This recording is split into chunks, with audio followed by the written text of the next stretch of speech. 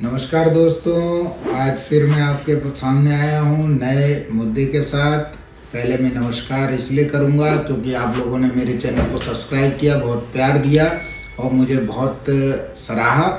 पिछले वीडियो में आपने जो मेरे को प्यार दिया उसके लिए बहुत बहुत धन्यवाद। अभी आपसे फिर निवेदन करूँगा, जो मेरे चैनल को देख रहे हैं, नए हैं, वो सब्सक्राइब करें और लाइक करें और फॉरवर्ड करें। आज मैं आपको बताऊंगा कि अडानी ग्रुप के ऊपर जो आरोप लगे हैं, जो हिडनबर्ग संस्था ने इस पे सर्च किया है, रिसर्च किया और जो इसके शेयर मार्केट में डाउन पड़ा है, उस संबंध में जो एक्चुअल फील्ड की रिपोर्ट है हमारी, तो ये कहती है कि इन्होंने जो काम एक्चुअल में संस्था ने किया है, जो इन कंपनियों को स्थापित किया गया अडानी ग्रुप की तरफ से, वो कंपनियां क्या कर रही हैं। वो फील्ड में एक्चुअल में काम करती जरूर हैं, लेकिन उनका तरीका चोरी जैसा है। यहाँ रहीम का दोहा वो याद आता है मुझे कि रहीमन जाके बाप को पानी पियत न कोय, बाकी गैल आकाश लो क्यों न कालीमा होए।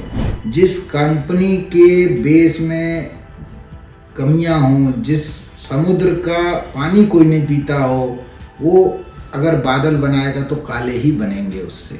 वैसे ही ये अडानी ग्रुप की जो बेस है वो भी ऐसे ही हाय और बददुआओं को लेके बनी है, ऐसा पूरा फील्ड पे दिखता है। इनकी एक कंपनी बनाती है, अडानी विल्मर ऑयल बनाने वाली कंपनी है, जो कि फॉर्चून ऑयल बनाती है। फॉर्चून के नाम से इनका ब्रांड है।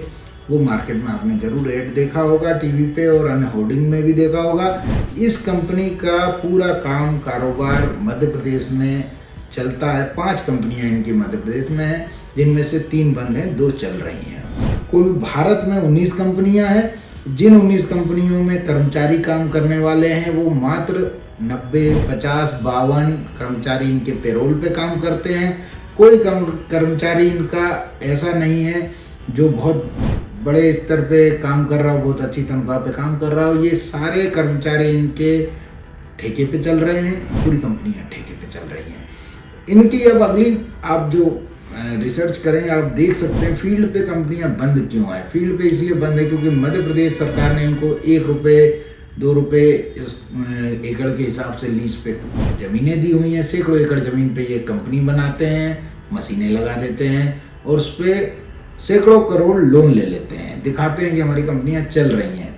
यदि इस थीम को समझा जाए, कोई आदमी इतनी बड़ी कंपनी खोलता है और वो ये सोचता है कि मुझे इसे बंद करना है, तो उससे पहले वो सोचेगा इसे किसी तरह से भी मैं चालू कर रखूं, नहीं तो कम से कम इसे किराए पे दे दूं। कंपनियों के जो मालिक हैं वो बड़े चतुर हैं। वो ये नहीं चाहते कि मेरा ये कोई भी जो कंपनी का दिखावा है वो खत्म हो जाए। वो उस कंपनी को बनाए रखते हैं, वो लाशें ढोते रहते हैं। इसी तरह से इनको शेयर मार्केट में अपने आप को बनाए रखना है, तो ये झूठी रिपोर्टें बनाते हैं, झूठी बैलेंस शीट बनाते हैं।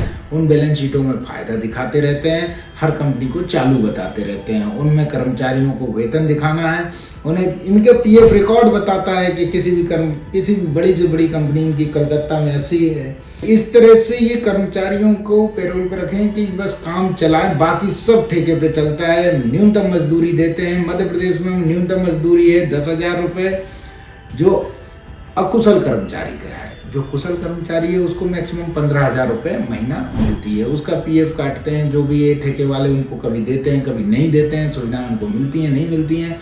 ये सब बातें अगर ठेके पे ही चल रही है तो ये पूरी कंपनी एक बोगस काम कर रही है। उसके ऊपर देखिए, कोई कर्मचारी काम करता है किसी कंपनी में तो नहीं चाहता कि शेयर मार्केट गिरे या बढ़े, वो नहीं चाहता कि कंपनी बंद हो जाए। वो काम करता है, वो मेहनत खून पसीने से अपनी कंपनी को चलाना चाहता है। इस तरह की ये कंपनियां हैं जो कर्मचारियों का शोषण करती हैं। इनका दूसरा पक्ष आप देखेंगे, भारत सरकार इनसे 2% का वेलफेयर फंड अलग से काटती है, या इनको कहती है कि वो काट के उसको वेलफेयर में लगाएं। ये लोग उस फंड का उपयोग करते हैं स्कूल खोलने के लिए, कॉलेज खोलने के लिए, या कोई अनाथ आश्रम खोलता है, या कोई अपने विधवा आश्रम चलाता है, तो उसके लिए भी ये सरकार से फिर डोनेशन ले लेते हैं, या किसी तरह से स्कूल में अगर रहेंगे तो फीस लेते हैं, बड़ी महंगी फीस लेते हैं, स्कूल चलाते हैं। किसी गांव खेड़े में कहीं कोई ये स्कूल नहीं चला रहे हैं।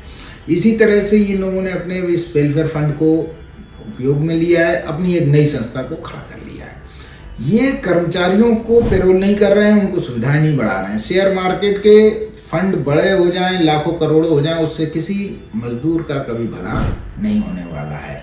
शेयर मार्केट में पैसा लगाने वाला लाभ के लिए लगाता है और लाभ के अलावा उसको कोई इससे सरोकार नहीं कि कंपनी का मजदूर कितने दुख और परेशानी से गुजर रहा है। उसे केवल 15,000 रुपये महीना अगर मिल रहा है, उसी से वो संतुष्ट है। वो भी समय पे मिल जाए तो उसी की होली, दिवाली और दशहरा उस पर मनता है। इनमें जो चंदा देने वाला मुद्दा आता है कि ये कंपनी अडानी ग्रुप जो चंदा दे रही है, या कोई अंबानी हो, चाहे कोई भी संस्था हो जो चंदा देती है, बीजेपी को दे, कांग्रेस को दे, या किसी भी संस्था को देती है।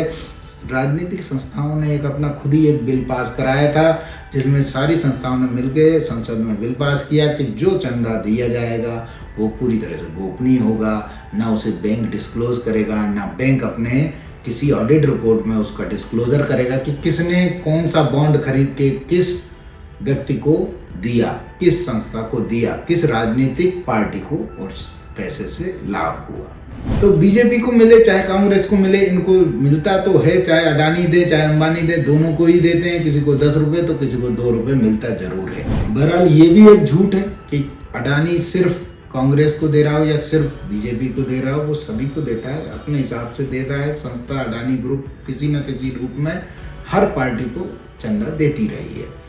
ये अलग बात है कि अगर ये डिस्क्लोज हो जाता कि कितना किस ग्रुप ने दिया, तो ये अभी एक मीडिया में अलग एक बड़ा मुद्दा बनता। अगला आपको और मैं पॉइंट बताऊं कि इन कंपनियों में जो लोग अभी निवेश कर रहे हैं, जो लोग अभी इसमें डूब गए, उन लोगों के लिए यही है कि ये इंतजार करें कि सरकार इसे वैसे ही बचाए जैसे यस बैंक को बचाया था। डूब तो यस बैंक भी गई, उसमें भी यही खेल हुआ था।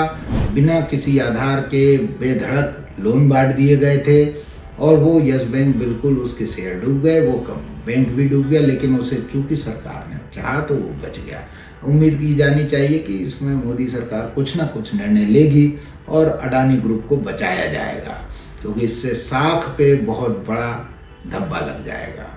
रही बात अब अगला, मैं आपको अंत में फिर आपसे रिक्वेस्ट करूंगा कि मेरे इस चैनल को सब्सक्राइब करें, लाइक करें और फॉरवर्ड करें अपने लोगों के बीच।